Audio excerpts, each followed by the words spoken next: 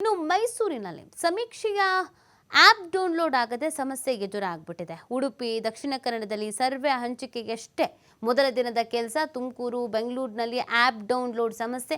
ನಿಗದಿತ storage ಮಾಡಿಕೊಳ್ಳುವಲ್ಲಿ digital ಸಾಧನದ ವೈಫಲ್ಯ. ಹುಬ್ಬಳ್ಳಿ, ಗದಗ ಭಾಗದಲ್ಲಿ ಸರ್ವರ್ ಸಮಸ್ಯೆಯಿಂದ ಕುಂಠಿತ. ಕೆಲವು ಕಡೆ ಮಾಹಿತಿ ರೆಕಾರ್ಡ್ ನಂತರ ಅಪ್ಲೋಡ್ ಆಗದೆ ಸಮಸ್ಯೆ. ಕೆಲವು ಕಡೆ ಒಬ್ಬರ ಮಾಹಿತಿ ಪಡೆಯುವುದಕ್ಕೆ 1 ಗಂಟೆ ಸಮಯ ವ್ಯರ್ಥ. ಹೀಗಾಗಿ 15 ದಿನದ ಒಳಗೆ ಜಾತಿ ಗಣತಿ ಅಸಾಧ್ಯ. 15 ದಿನದೊಳಗೆ ನಾವು ಮಾಡಿಬಿಡ್ತೀವಿ ಅಂತ ಏನು ಹೇಳ್ತಾ ಇದ್ರಲ್ಲ, ಇದು ಸಾಧ್ಯವೇ ಆಗೋದಿಲ್ಲ. ಕೆಲವು ಕಡೆಯಲ್ಲಿ ಕೆಲವು ಸಮಸ್ಯೆಗಳು, ಹಲವು ಕಡೆಯಲ್ಲಿ ಹಲವು ಸಮಸ್ಯೆಗಳು.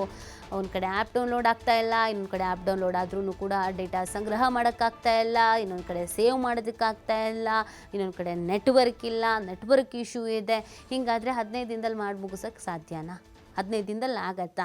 ಇವ್ರು ಹೇಳಿರೋದು ಹಾಗೆ 15 ದಿನದಲ್ಲಿ ಮಾಡಿ ಮುಗಿಸ್ಬಿಡ್ತೀವಿ ಅಂತ. ತರಾತುರಿಲಿ ಏನೇನೋ ಮಾಡೋಂಗಿಲ್ಲ. ಜನ ಈಗಂತೂ ರೊಚ್ಚಿಗೆದ್ದು ಬಿಟ್ಟಿದ್ದಾರೆ. ಮೊದಲೆಲ್ಲ ನೀವು ಹೆಂಗೋ ಯಾಮಾರಿಸ್ಕೊಂಡು ಬಂದ್ಬಿಡ್ಬೋದಿತ್ತು.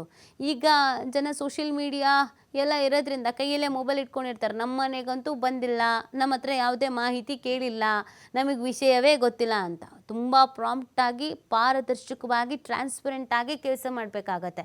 ಹೆಂಗೋ ಯಾಮರಿಸ್ಬಿಡೋಣ, ಎಲ್ಲ ಕಡೆ ಹೋಗಿದ್ವಿ, ಇಷ್ಟಿಷ್ಟು ಡೇಟಾ ಇದೆ, ಸಾಧ್ಯ ಇಲ್ಲ, ಆಗಲ್ಲ. ಸೊ ಹಾಗಾಗಿ ಸಮಸ್ಯೆಗಳಿಗಿದೆ. ಕೆಲವು ಕಡೆಯಲ್ಲಿ ಟೆಕ್ನಿಕಲ್ ಆಗಿ ಪ್ರಾಬ್ಲಮ್ಸ್ ಆಗ್ತಾ ಇರೋದು, ಕೆಲವು ಕಡೆಯಲ್ಲಿ ನೆಟ್ವರ್ಕ್ ಇಶ್ಯೂಸ್ ಆಗ್ತಾ ಇದೆ. ಹಾಗಾಗಿ ಪಾಪ ಈ ಜಾತಿ ಗಣತಿಗೆ ಅಂತ ಹೋಗಿರುವಂಥ ಶಿಕ್ಷಕರಿಗೆ ಸಾಕಾಗೋಗಿದೆ, ಹೈರಾಣಾಗಿ ಹೋಗಿದ್ದಾರೆ. ಅವ್ರಿಗೆ ರಜಾನೂ ಬೇರೆ ಇಲ್ಲ.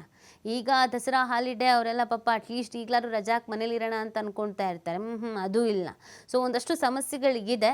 ಆ ಸಮಸ್ಯೆ ಮುಂದುವರೆದ್ರೆ ಇವತ್ತೂ ಕೂಡ ಕಷ್ಟ ಆಗುತ್ತೆ. ನಿನ್ನೇನೋ ಮೊದಲ ದಿನ ಕನ್ಫ್ಯೂಷನ್ಸ್ ಆಗಿರ್ಬೋದು, ಆ ಥರ ಆಗಿರ್ಬೋದು, ಗಾಬರಿ ಆಗಿರ್ಬೋದು ಅಂತ ಅಂದ್ಕೊಳ್ಬೋದು.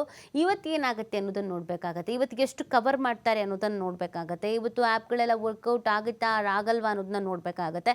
ಇವತ್ತೂ ಕೂಡ ಅದೇ ಥರದ ಸಮಸ್ಯೆ ಆಯಿತು ಅಂತ ಅಂದರೆ ಸಮಸ್ಯೆ ಆಗತ್ತೆ. 15 ದಿನದಲ್ಲಿ ಜಾತಿ ಗಣತಿ ಅನ್ನೋದು ಅಸಾಧ್ಯ ಆಗ್ಬಿಡುತ್ತೆ.